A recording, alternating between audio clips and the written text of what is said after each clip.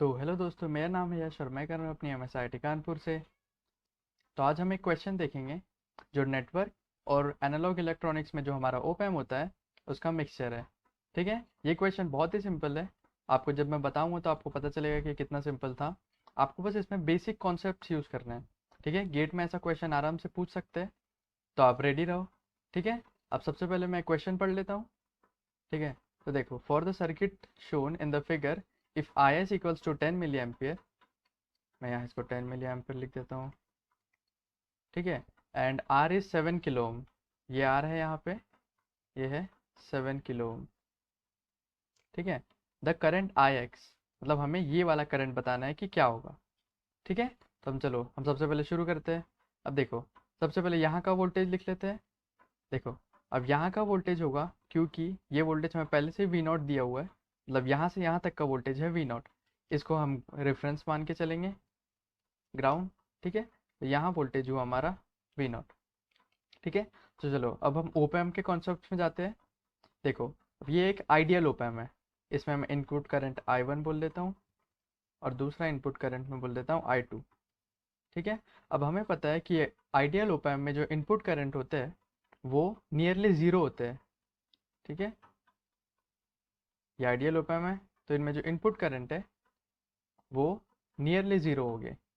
ठीक है, तो अगर ये करंट ज़ीरो है, मतलब यहाँ जो हमारा करंट जा रहा है वो भी ज़ीरो करंट जा रहा है। ठीक है, और यहाँ से भी हमारा जो करंट जा रहा है, इसको मैं I1 बोल देता हूँ, ये भी हमारा ज़ीरो जा रहा है।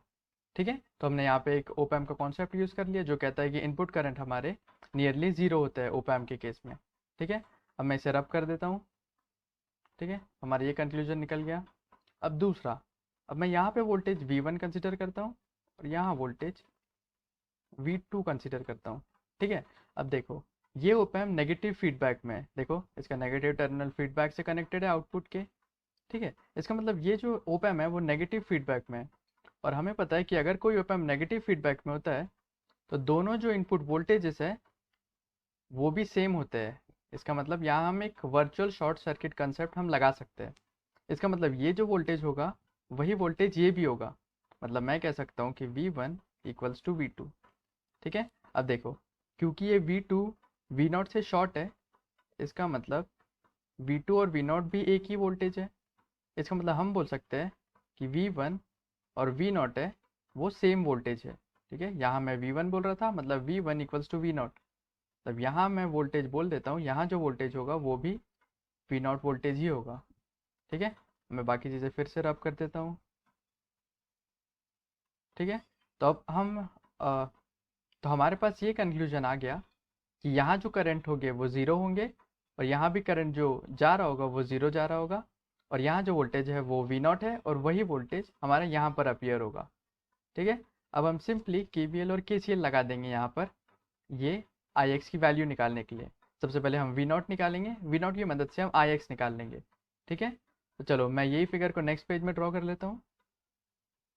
अब देखो, मैंने ये फिगर को यहाँ बना लिया है। अब मैं इस वोल्टेज को बोल देता हूँ, यहाँ पे जो वोल्टेज है उसको मैं कह देता हूँ VA। ठीक है, अब हमें कुछ नहीं करना है, हमें सिंपल KVL KCL अप्लाई करना है। ठीक है, अब देखो, एक बात और आप याद रखो कि अगर एक सर्किट है उसके अंदर अगर रेजिस्टेंसेस है वो किलो ओम में है और वोल्टेजेस वोल्ट्स में है, तो हमारे जो करंट रहेंगे वो मिली एम्पियर में रहेंगे। ठीक है, और दूसरा तो आपको पता ही है, अगर सारे रेजिस्टेंस ओम्स में हो और वोल्टेजेस सारे वोल्ट्स में हो तो करंट हमारे एम्पियर्स में रहता है। ठीक है, अब इन यूनिट्स का मतलब ये होता है कि अगर हमारा सर्किट है उसमें जो सारे रेजिस्टेंस है वो किलो ओम्स में हो, और अगर हमारे वोल्टेजेस जो है वो वोल्ट्स में हो, तो हमारे जो करंट जो फ्लो होंगे वो मिली एम्पियर में फ्लो होंगे। हम इनका उल्टा भी कह सकते हैं कि अगर सारे जो करंट है वो मिली एम्पियर्स में फ्लो हो रहे हो, और अगर जितने भी वोल्ट्स है और जितने भी वोल्टेजेस है उनकी यूनिट्स अगर वोल्ट्स है, तो हमारे जो जितने भी रेजिस्टेंस रहेंगे उनकी यूनिट जो रहेगी वो किलो ओम्स रहेगी। ठीक है, हम इसको इस तरीके से भी कह सकते हैं कि अगर हमारे सारे रेजिस्टेंसेस जो है वो किलो ओम्स में है और सारा जो करंट उसमें फ्लो हो रहा है वो मिली एम्पियर्स में फ्लो हो रहा है, तो हमारे जो वोल्टेजेस फॉर्म होंगे वो वोल्ट्स में फॉर्म होंगे। ठीक है, तो अगर हम ये यूनिट्स यूज़ करते हैं तो हमारी जो कॉम्प्लिकेशंस है ना वो रिड्यूस हो जाती है। तो देखो, अब हम ये सर्किट में ना यही यूनिट्स का इस्तेमाल करेंगे। हम ये मान के चलेंगे कि हमारे करंट जो है वो मिली एम्पियर्स में है और जो रेजिस्टेंसेस है वो किलो ओम्स में है। ठीक है, तो देखो, तो यहाँ सबसे पहले ये नोड पे मैं केवीएल लगा लेता हूँ। ठीक है, तो वी ए ग्रेस ब्रांच के लिए लिखा, तो ये हो जाएगा अपॉन 3। ठीक है, मैं इंटू 10⁻³ नहीं लिखूंगा क्योंकि मैं ये यूनिट्स कंसिडर कर रहा हूँ। ठीक है, ये ऑब्वियस है कि जो 3 है वो किलो ओम्स है।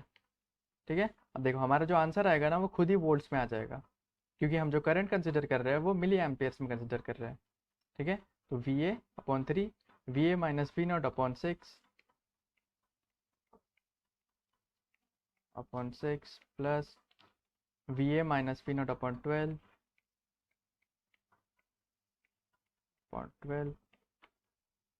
अब ये जो करंट है हमारा अंदर एंटर कर रहा है, लेकिन हम ये मान रहे हैं कि ये नोड से सारे करंट जो है वो बाहर की तरफ जा रहे हैं, तो इसे हम लिखेंगे -10। ठीक है, तो यहाँ हम लिखेंगे -10। अब देखो, क्योंकि हमने ये यूनिट्स यूज़ की है ना, इसका मतलब हमें हर बार 10⁻³ एम्पियर्स के लिए और जो रेजिस्टेंस है उनके लिए 10⁻³ ये लिखने की ज़रूरत नहीं पड़ेगी। ठीक है, अब हमारा ऑब्वियस है कि हमारा जो आंसर आएगा, क्योंकि हमने ये यूनिट्स यूज़ किए तो हमारा आंसर जो भी वोल्टेजेस आएंगे ये वोल्ट्स में आएंगे। ठीक है, तो देखो हमारे कॉम्प्लिकेशंस रिड्यूस हो गए। अब मैं सबके कोएफिशिएंट बाहर निकाल लेता हूँ, तो ये होगा 1/3 plus 1/6 plus 1/12 plus V not. ये देखो ये है -1/6, यहाँ से निकालो तो -1/12 इक्वल्स टू 10। देखो यहाँ पे मैं वी ए लिख लेता हूँ, वी ए होगा यहाँ से 7/12 प्लस वी नॉट, ये होगा, देखो यहाँ मैंने इंटू 2 किया, ऊपर भी 2 से किया, तो ये हो गया -3/12 इक्वल्स टू 10। ठीक है, इसको मैं इक्वेशन नंबर 1 दे देता हूँ। अब ठीक है, अब नेक्स्ट पेज में हम इस नोडल वोल्ट या अब नेक्स्ट पेज में हम इस नोड पे नोडल एनालिसिस लगाते हैं। ठीक है, देखो यहाँ हम लिखते हैं, तो वी नॉट, अब देखो यहाँ से इस ब्रांच के लगाते हैं, V not minus P upon 6 plus V not minus 0 upon R, हमारा आर 7 है, तो वी नॉट अपॉन 7। अब देखो यहाँ जो हमारा करंट है वो 0 जा रहा था, तो यहाँ हम सिंपली 0 लिख देंगे इक्वल्स टू 0। ठीक है, क्योंकि आइडियल ओप एम्प था इसलिए हमारा जो करंट था वो यहाँ 0 जा रहा था। तो हम फिर से वी ए कॉमन निकाल लेते हैं, तो यहाँ आएगा 1/6 प्लस जो वी नॉट है वो है 1/6 प्लस 1/7 इक्वल्स टू 0। ठीक है, अब देखो हम एलसीएम ले लेते हैं सब जगह, तो यहाँ हो जाएगा -7/42 प्लस वी नॉट, ये हो जाएगा 7 प्लस 6/42 इक्वल्स टू 0।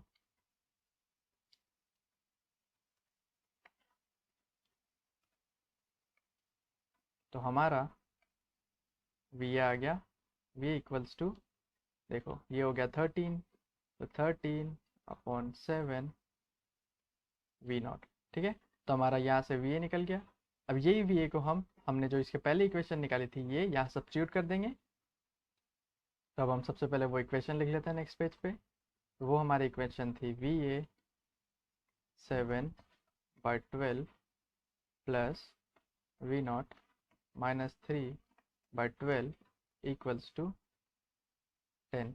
ठीक है, तो हमने वी ए क्या निकाला था, वी ए था 13/7 वी नॉट, तो पुट कर देते हैं 13/7 V not into 7/12 plus V not -3/12 equals to 10।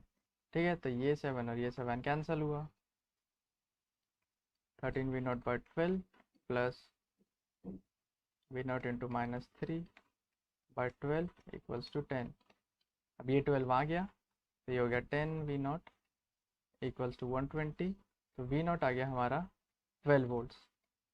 ठीक है, अब देखो हमारा आई एक्स क्या है, हमारा आई एक्स है v not upon 7 kilo ohms, तो हम आई एक्स लिख लेंगे, i x equals to v not upon 7 kilo ohms को 10⁻³ यूनिट आ गया 12/7 10⁻³।